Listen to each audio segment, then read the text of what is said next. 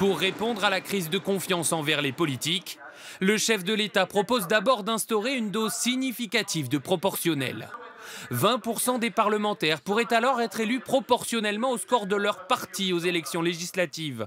Objectif de cette mesure, avoir un parlement plus représentatif du paysage politique français, ce qui peut poser problème selon cette constitutionnaliste. Si les députés sont trop éparpillés entre les groupes politiques, eh bien on a beaucoup de mal ensuite, au-delà de la représentativité qui est bien assurée, à gouverner le pays. Autre proposition du chef de l'État, réduire le nombre de parlementaires jusqu'à 30% avec comme but de faire des économies. Dans ce cas, l'Assemblée nationale passerait de 577 députés à 404. Le Sénat, lui, verrait ses effectifs passer de 348 à 244. Ce soir, dans les rues de Lyon, la mesure divise.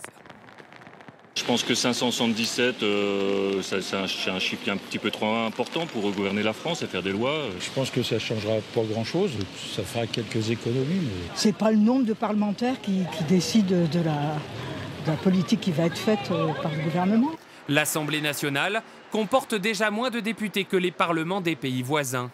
577 contre 709 pour le Bundestag en Allemagne et 650 pour la Chambre des communes au Royaume-Uni. Le chef de l'État doit maintenant faire adopter ses annonces par le Parlement. Il faudra pour cela convaincre le président du Sénat, Gérard Larcher. L'été dernier, il n'avait pas caché son hostilité à ce type de mesure.